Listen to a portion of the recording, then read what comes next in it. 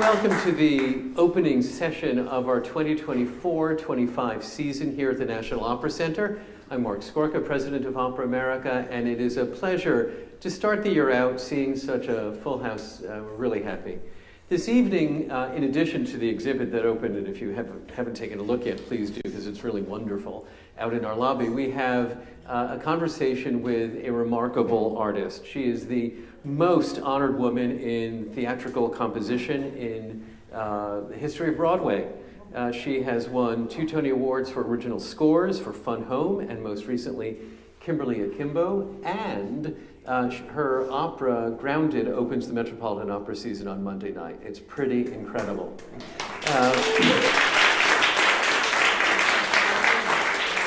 I would like to note, too, that Jeanine Tesori is another brilliant, talented, successful person from Long Island. And as a Long Islander, I cheer for them every time that I see them. So, without further ado, please join me in welcoming Jeanine Tesori. Welcome.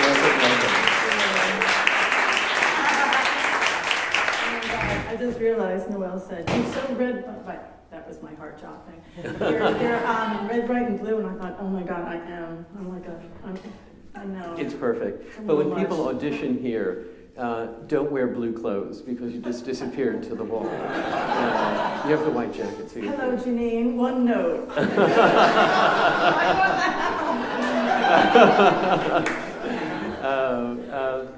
I always start by asking, who brought you to your first opera? Oh my gosh. I brought myself. That's it, sad. No, you know what? I discovered, I've always been in music. I started when I was 3, but I started as a pianist. And you know, pianists are lone wolves. We can't be. And I remember my friend played the tuba, and he would be in that marching band, and I think, you know what? I'm gonna get me a Glock, and I bing, bing, bing. You know, you couldn't. It was hard to play an ensemble, so I started playing a lot of bands when I was younger and playing on teams. But I left music for a while because the classical. It's the beautiful thing about coming back to it is when I was 13, I was a problem. And so I couldn't really fit into a mold as a classical pianist. Mm-hmm. And although I really loved playing, you know, Bartok. I thought Bella Bartok was a woman, by the way. I was like, I love Bella. You know, I think when I came back to it, I had left music in a deep way until I moved to the city at 17. And then I remember so much going to, unfortunately, I mean, this is nothing about this opera, but I did go to Boris Godunov as my first. That's your first opera. Right? But an immersive musical theatrical experience. It was so incredible. I remember being in the middle of a row and I was all the way up and the folds in the clothing and the language, and I just thought, I'm never leaving here. This is never gonna, you know, it was all encompassing. But then I just started going to everything. When I went back into music, I really dove in. I feel that way. I think because I stopped for 4 or 5 pivotal years, those years that are so tender and where I think so much great teaching happens. I feel like I've been chasing it ever since, so I would go see everything. But you came back to it appreciating it and not feeling it as drudgery. Correct. Yeah. That's exactly right. And I really feel like, you know, God bless you. This is full service here. You know, I think the thing that I love about classical music, and I always have, is that a lot of it is super groovy. You know, and so my friends, when I discovered them in my early 20s, and especially there was this beautiful pianist who's no longer with us named Ted Baker, and we would play four-hand and duo pianos, and we would always talk about, you know, the metronome markings and how classical music was super groovy. Like you could find that pulse, and sometimes we think of classical music here, but it's really not that. And I think that's what I was trying to get to when I was younger, was to feel it in a different way, because I come from rhythm, and it seemed from here up. So I hear you talking about playing and loving the sounds and the feelings of it. When did composition enter into the realm of possibility for you? Well, when I was really young, I used to compose all the time, and then my sisters endlessly mocked me. Mm-hmm. So I blame them. Were you a younger child? Yeah, I was the third. Okay. I was the third, 3 or 4. And then I think, like everything else, I didn't know what my grandfather was a composer in Italy, but I didn't know, first of all, that you could make a living, kind of. You know what I mean? That I didn't understand that could be a job. Mm-hmm. I thought music was something that, in our family, my father, who was a doctor, he thought art was essential. He did not think it was. He used to say that the hospitals were right next to the theater for the Greeks. And there was a reason why it's healing, it's actually healing. And so we grew up in a household that just simply valued music and art and dance. And he used to say, "Girls, come, PBS is on." And I think, I just want to kill myself. And but he instilled that in us, that it wasn't a luxury. It was the definition of health of a culture. Sisters aside, who's the first person who encouraged you in composition? Well, I guess it would be when I was at, I taught at Stage Door Manor, and that was my first entree into theater, because I didn't know anything about the theater. And this is a true story. When I was filling out the form, and with my mom in the kitchen about what shows I wanted to do, and one of them was Gypsy, and I was like, "Mom, what do you think that is?" And she said, "I don't know, maybe it's about Eastern Europe." And because I knew nothing. And I think the beautiful thing about coming into it knowing nothing is that you come in with a complete slate. Like I used to, and I don't know how you all feel, because I know this is a very sophisticated audience, but when I used to see things, I would just be like so happy. I didn't know to sort of, oh, that's not very good, or this. I was just like, yay! Yay, a show!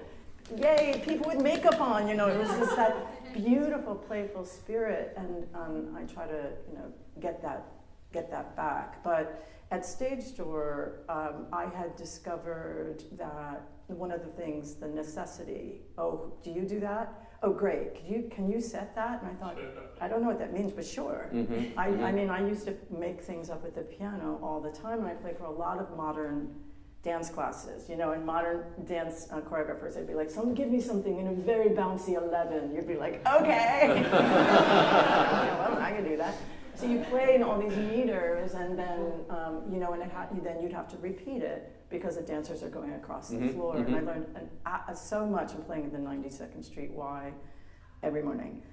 And that was a really steady gig for me. And so when I was doing a show, I collected these writings of young people across the United States, and I just set some of them, we put them in a show. And I thought, oh, this comes from somewhere that I can't explain. This comes from some ancestral, this comes from my grandfather. This is something that comes from the ground up. And then I learned, species, counterpoint, and harmony, which I just love, theory. I don't love it here, I love the pull of it. I think that the emotion behind theory and harmony is so shocking. You started as pre-med, and yet you're talking about all of this deep music theory. Yeah. So how did these go together? Same. I don't know. I mean, how many of your doctors are pianists? Einstein in the violin. Come on, right? But really, I had to, I'm sorry, Dr. Joel, but I had to leave one doctor because all he wanted to talk about was piano. I mean, the carotid arteries spouting around. But there's a deep connection between even Grounded. We did Grounded in Washington, and we found out what didn't work and what did work. My friend Marcus is here. Marcus Shields is he's a stunning director, and he was there the whole way. And we found out you have to diagnose this. You have to make a diagnosis of a piece of work.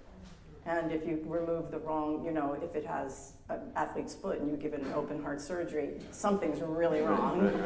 And I learned that from my dad he loved science, and our house was part science and part music and mostly grounded because he was Sicilian and we were never allowed out. So but that allowed us, we stayed home a lot because we were always in trouble, but then we found ways to entertain ourselves. Me and my sisters used to make stuff up all the time. So then, from this kind of creative energy, a musical theater piece, what was the first one? Where was it?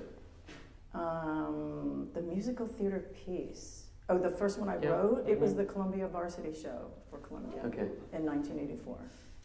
So in college and doing a... Yeah, it was like me and Richard Rodgers. Well, that's how he got his start too. He wrote the Varsity Show. And do you look back? We were classmates. Do you look back at that and laugh at what you created? Do you think, you know, that's who I was? You know, that it was an authentic expression of you as an artist? It was really an authentic expression of Stephen Sondheim. Okay. Wow, derivative, my God, you know. You have to start someplace. You really do, and now I understand because I had done an ASCAP event with the very first show that I wrote that was super derivative in a way that I've never, ever let anyone listen to it. And I did an ASCAP panel at Cami Hall. Is Cami Hall still here? No, it doesn't exist anymore. I'm so old, right? And I did it, and there was a panel of, you know, I don't know if they were famous, but celebrated people in the industry. And I finished, and I was like, I'm a star. And one of them said, Miss Stephen Sondheim has ruined the musical theater for us and for you. Oh my God. And I remember my face getting so hot, because I thought I was a star. And it was very derivative. Now I see it. And I took a beat, and this is when I really started to understand how to hold my own. And I said, you know, I was so looking forward to coming here, and I have two things to say to you. As a panel, I should leave here as a composer wanting to write, not wanting to give up, which is how I feel after that comment. And the other thing is, you have to be less lazy in the things that you say to young people. And I just packed my shit up right there. Right there. I mean, my heart was like a little hummingbird, like Vivace. But I remember thinking, hell no, that's not. You're not going to talk to me like that. And at least it was very public. And so ever since, you know, when I'm on a panel, I feel like you have to be so careful because we can shut each other down very quickly with what we say. Do they respond in any kind of constructive way to your remarks? Oh, heck no. No.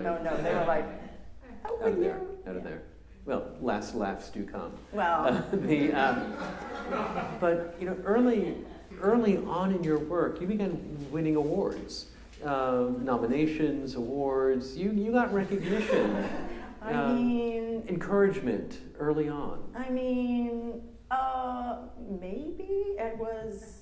I worked in the music industry for quite a while, and then when I was 32, I left New York and moved to a lighthouse for a year because I was really struggling. I think, and I have done so many jobs, and I think this is really important. It's one of the reasons I played the concert for Stephen Schwartz at the Met. I wanted to remember what it was like to play, and guess what? It is so hard. It's just hard to be a side person. It's hard.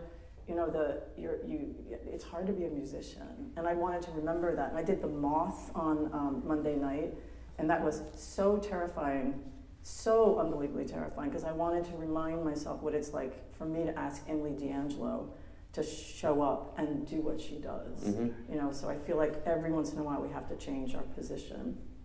But then you came back after a year at the Lighthouse. I came back with a score. That's why I left. I came back with a score to Violet. Wow. Wow.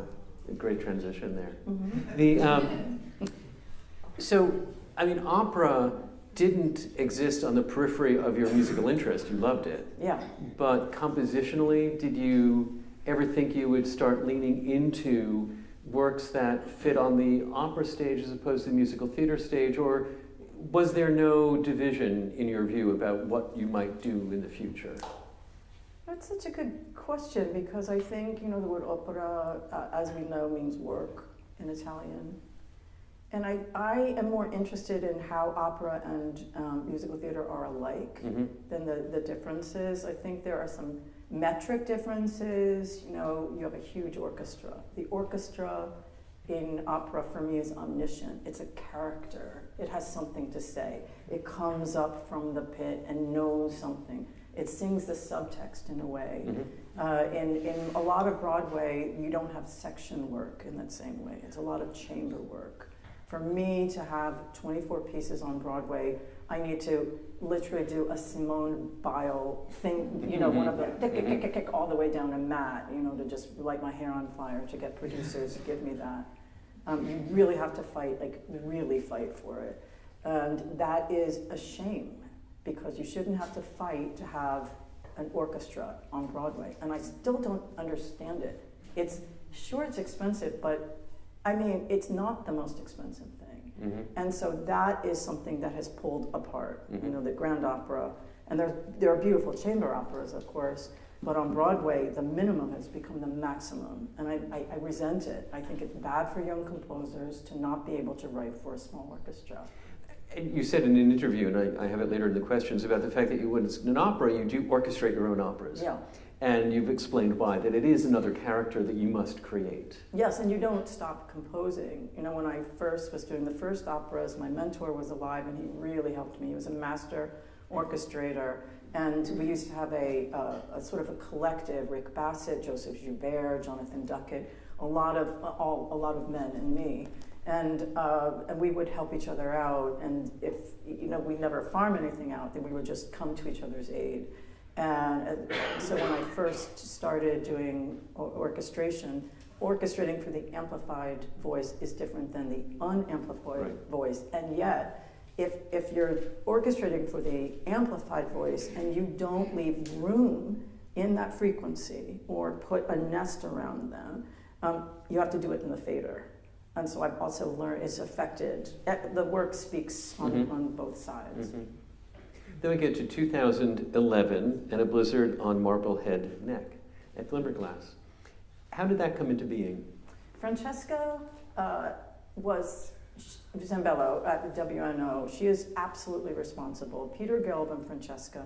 When Peter just came to the Met, they started a program with Andre to marry those two things together, the Lincoln Center Theater and the Met. Ricky Ian's work came out of that, my work came out of that, and that was a beautiful, going across the aisles, you know, those two, for the buildings. But Francesca really was insistent upon my writing. She just really believed that I had a voice in that, and so I have to credit her. If I look at all of your operas, Francesca's had a hand in each of them. Yes. Frequently as the producer, even, you know, grounded co-producer. What is the value of working with the same producer over the years? Well, I think for me, for Francesca, because the Met has been, at least for Grounded, it has been equal, if not more than, because they helped after the out of town for Grounded, which was half successful. And not because of WNO, they did a great job, it's because it was the first pancake. And you know, I don't even know why I said that. I don't cook. I'm like the worst cook ever. I was like, all my pancakes are the first pancake. They all look like malformed Mickey Mouse. It's just like so terrible. But I think, you know, we found something out. In opera, of course, there are no previews. Right.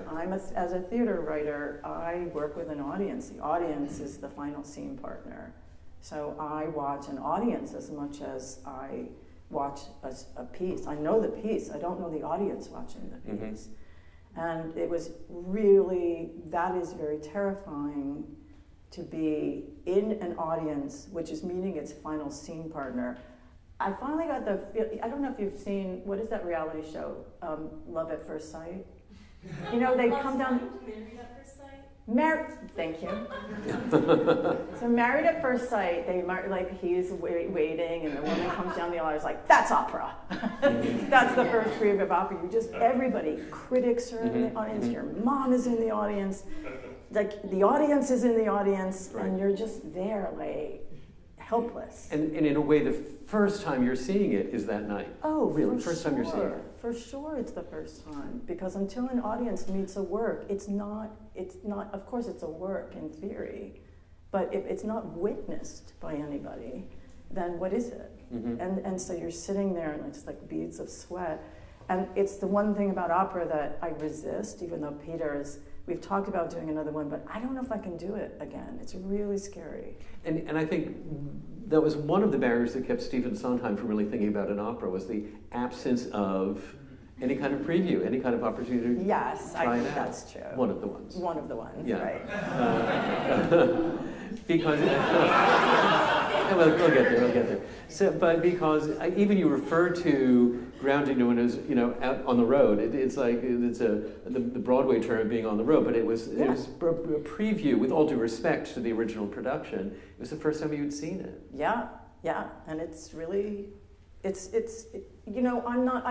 marvel at these composers, like when Kevin, The Hours and Silent Night.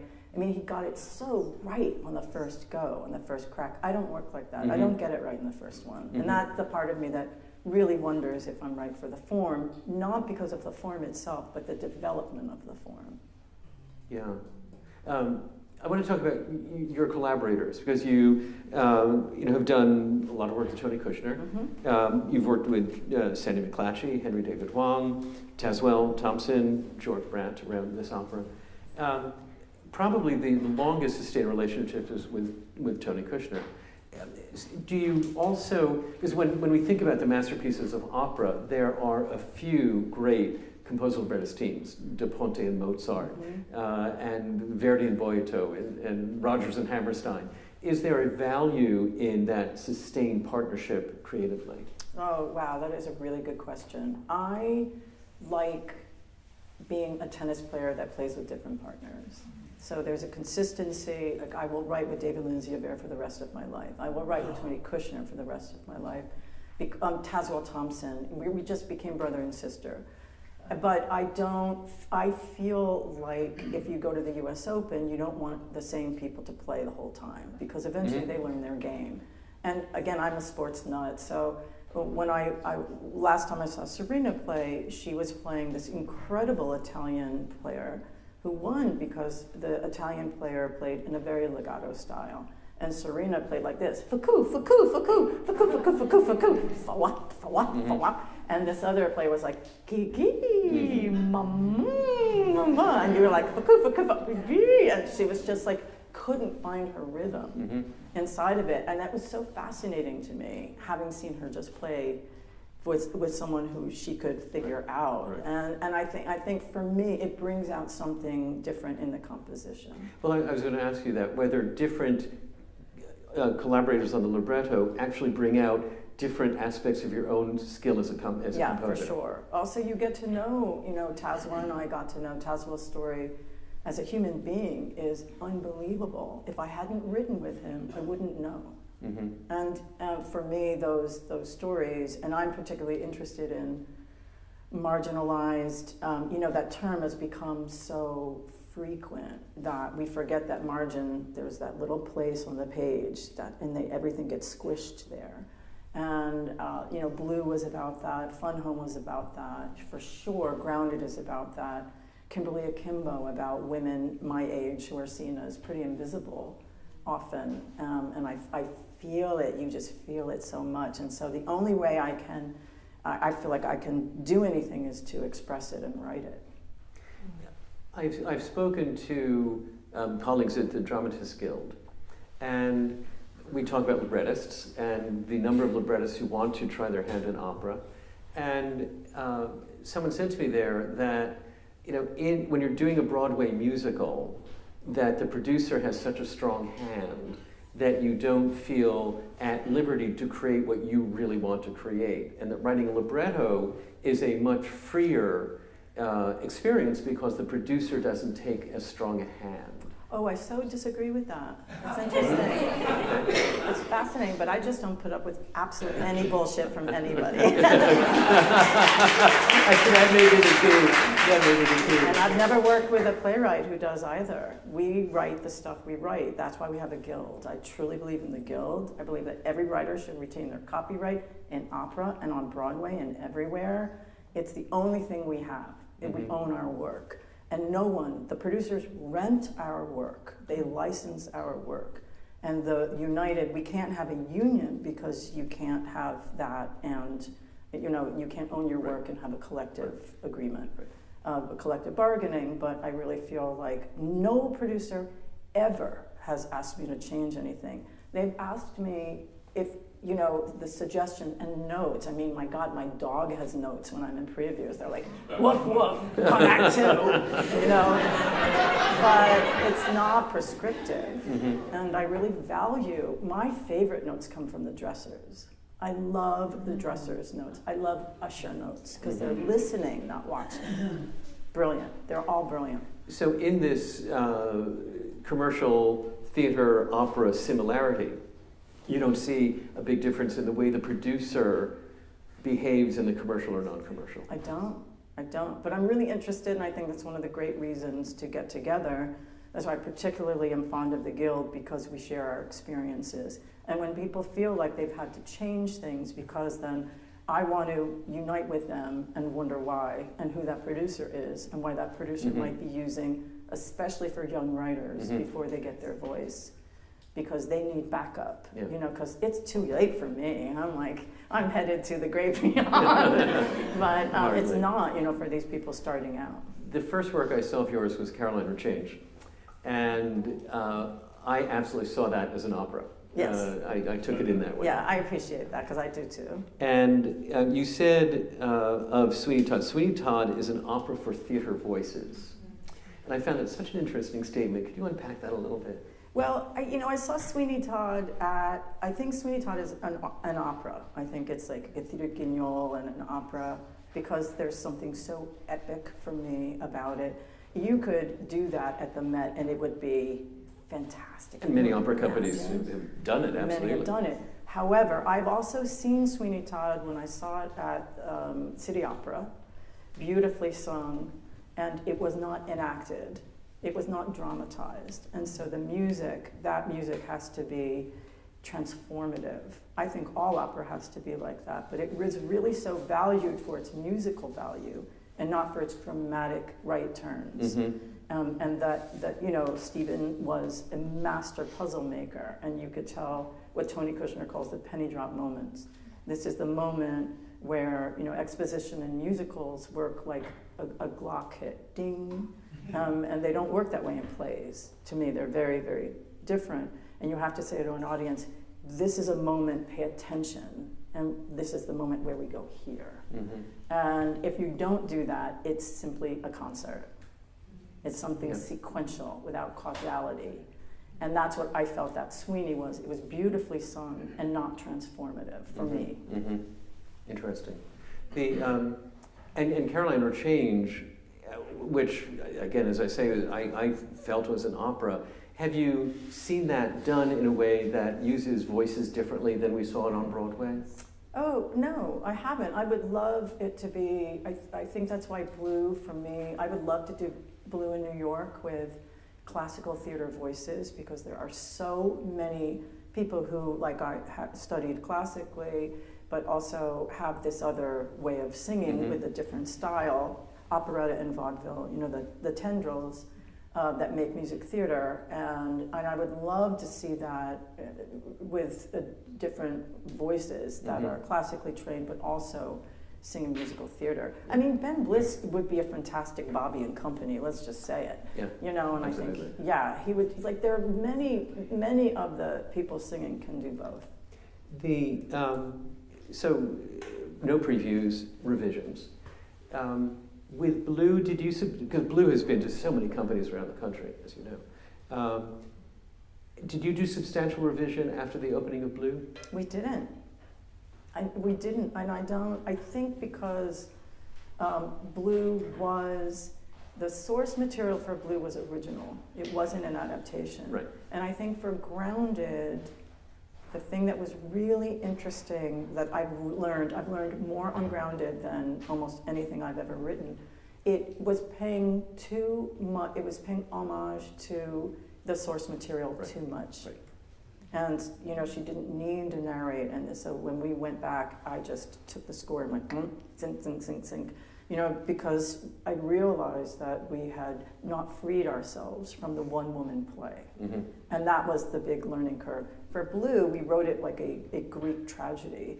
3 girlfriends, 3 pals, the idea of, is fate for a Black American, is it already predetermined, like what the gods would determine for an individual, for a young Black man in this country? And Tazewell's, I love his libretto. It's clear but so poetic. Mm-hmm. The whole section at the end with the meals, the way that he describes, I was so glad when I finished it because I gained 5 pounds while I was setting it from just, it was so evocative of food. And I was going to ask you certainly about the difference between creating a piece that is original versus based on pre-existing material. And you're absolutely right. And frequently when we see adaptations, and especially if it's the playwright who is the librettist, that they have, to a certain degree, invested in their words, and leaving them out to make room for music can be very difficult. Yeah.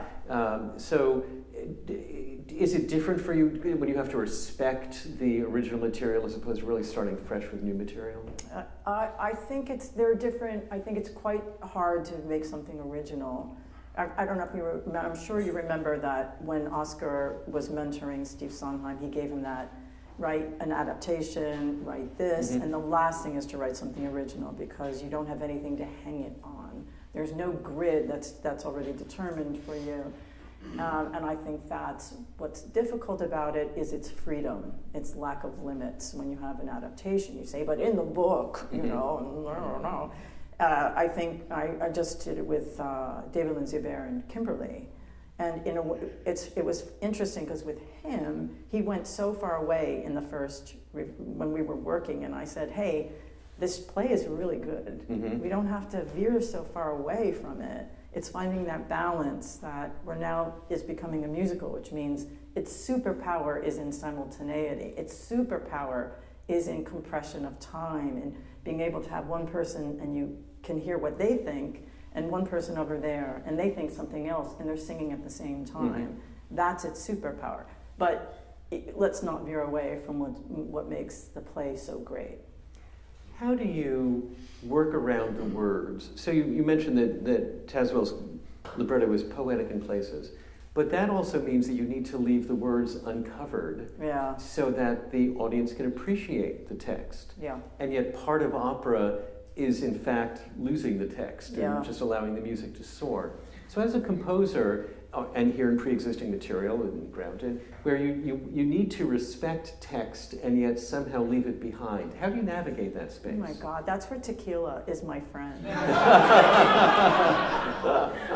Your questions are so astute. I don't know, I'm just like, say more. Oh, start. No. Oh, stop. No, I can't hear anymore. I mean, that's the conundrum. That's the the thing. I stare at words. But one of the things that I do with librettists always is I have them recite their words to me. When I worked with John Guare, I did that with him. We did Free Men of Color. Tazewell recorded him. David Lindsay-Bear recorded him, and George would just like tell me how you would say it. Tell me where this came from. Tell me where you were when you wrote it. So it's like we can mind meld in a certain way. I can start hearing them. But it is the really hard thing about adding an abstraction to text and saying to George, you can't have a closed vowel here. It just won't work. And the first time I said that, he's like, what now? What the what? I'm like, well, you just can't have that. The sound is so much of that, the openness of something, so. There aren't a lot of composers who understand that about singing and where the voice works and how the opera voice works. How did you learn what singers do, how the apparatus works? I always go to their vocal lessons. Do you? Yeah, whenever I write for someone, I go to their vocal lesson. I want to understand what they're up against, and also, Jim later, I went with Emily. The first time I met Emily and decided to write this for her as soon as she walked into the room. I mean, that was years ago. And then I went to her vocal lesson and saw her relationship to music, which was private and sacred, and that I really learned about her. And you can hear when the overtones are in a voice, and when they're not. You can sort of see when the voice opens up. I am very interested in keeping voices healthy because I come from an 8-a-week tradition. And when choreographers, and back in the day, choreographers used to kill dancers left and right. They'd be like, what's a patella between friends, you know? But they would have them do like these splits and spins, and I'd be like, wow, are you going to? And then, everybody's in a body cast. Right. I mean, the 80s, all my friends who danced in the 80s can't move their necks. They can't. It's like so criminal. 8 a week is really grueling. Even with a microphone? Absolutely. Because it's part of it is the emotion. You have to build up and then you have to come down. Right. Part of it is the repetition of doing that, the same thing, same notes, 8 a week. And I didn't understand how grueling it was till I did it. And so I think it's really important that composers, and it's not like I really understand it, I understand it enough. And Emily and I went through the score. And at first she was very shy. Let's just say she's not shy anymore. She does it in a Canadian way. She's like, I'm not sure I can sell this note. I was like, tell me what you want. Stop with the Toronto. But we went through, and she would say, if after I sing all of this, that note's going to be hard. And I was like, I'm not interested in her thinking about Act 2, that one measure. That is not interesting. It's really rare to hear a composer speak so knowledgeably about what the singer does. And I love the fact that I've never heard that before, that you go to the voice lessons of the singer. Yeah. Is opera more suited to serious, tragic topics than musical theater? And I would argue, Carolina Change is pretty gripping. Yeah. Does the form lend itself to the tragic, the heartbreaking? Conflict is conflict. You don't have drama without conflict. Even One Man, Two Governors has conflict in it, even if it's a comedy. Oh, Mary, which is hilarious, which I love. There's a lot of conflict in that.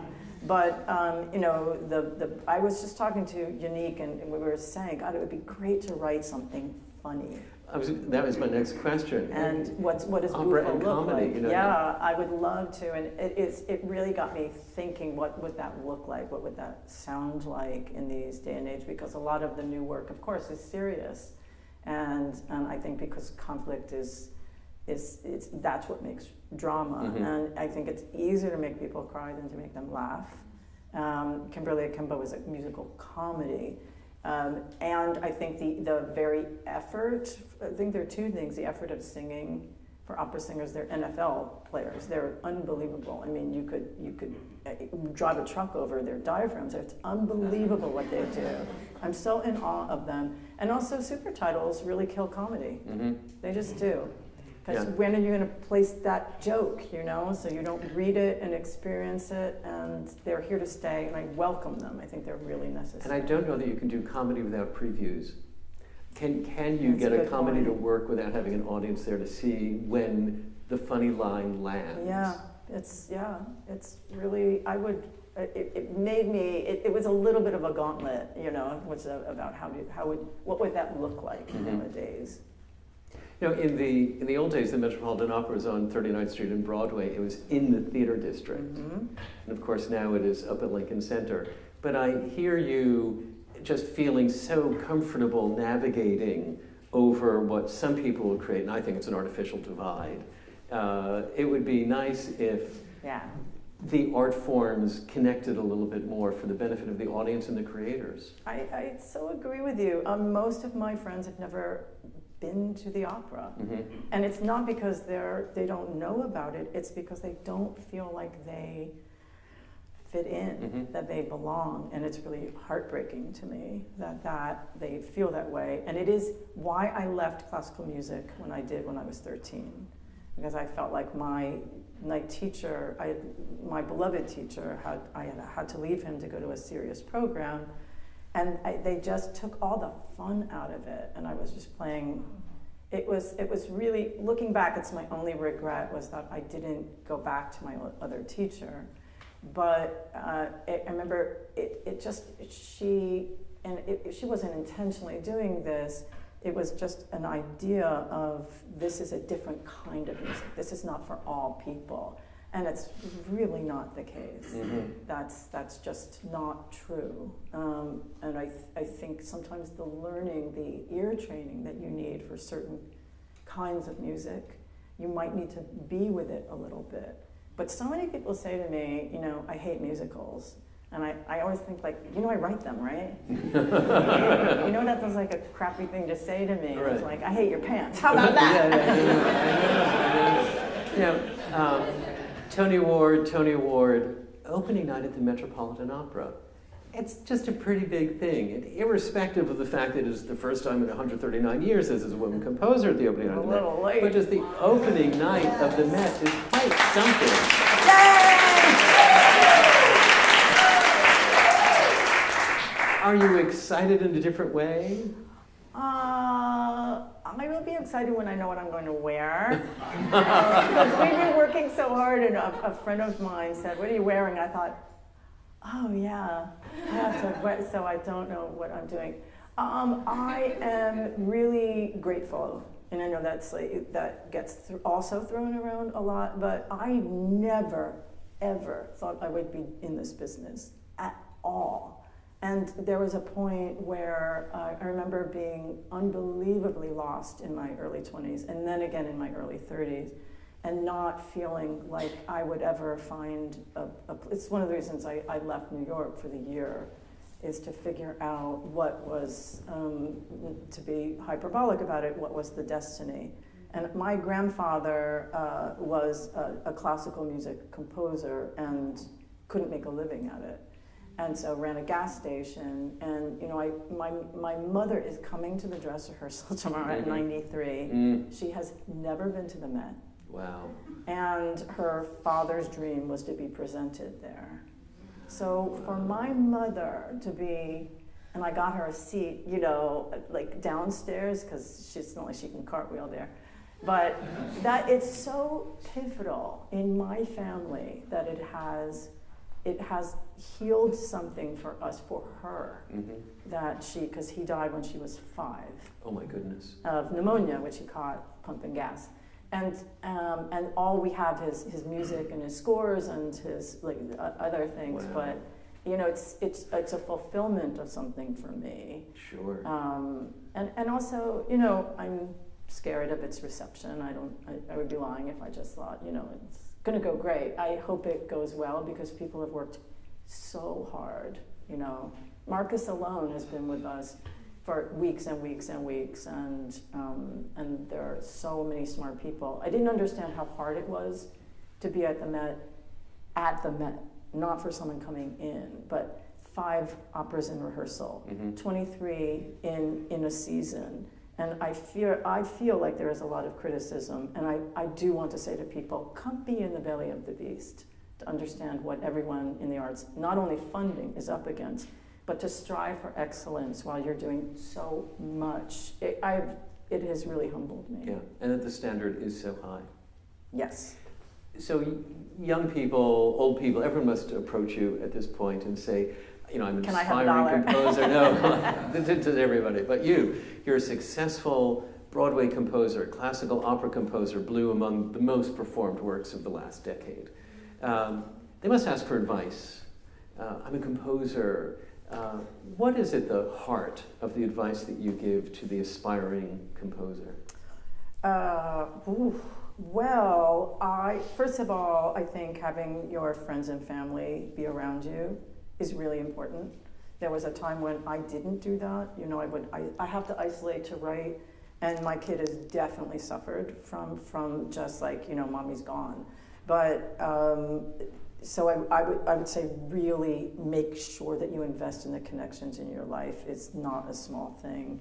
I think the other thing that I teach, and I teach in order to learn, is you must remain curious. Mm-hmm. I don't feel accomplished. I don't feel that way. And I don't think it's the imposter thing. It's just, I don't feel like there's ever a there. There's so much to learn. And I feel humbled by the oceanic nature of music. I just don't feel like I have gotten there yet. And people think that's an act, but it really not. It's just really not. And I think it's because I left for those 5 years and felt like, you know, so many of my friends were going on to graduate school, and they went to Yale and Columbia, and I went to the 92nd Street Y to make a living because I graduated debt-free thanks to my parents, but with $100. And my parents were like, that's all you get. Mm-hmm. That is all you want music? Great, go figure it out. Mm-hmm. And, you know, we did. Well, how extraordinary that your mother gets to be with you and others in spirit Yes. To be there on the opening night. I certainly hope that your hesitation about another opera is overcome in the near future, because you really have been contributing remarkably to the American opera canon. I believe Grounded will be one of those. I hope so. And we are just all with you, rooting for you on Monday night and for the performances and for whatever comes next. So this kid from Rockville Center says to Rockville Center. Okay, we played you in lacrosse. We did very well. I know. One of my good friends moved from Rockville Center to Port Washington. That's right. Look at us. So a little bit of Long Island chat, but all of us just wish you the best, and thank you so much for being with us tonight. I appreciate it.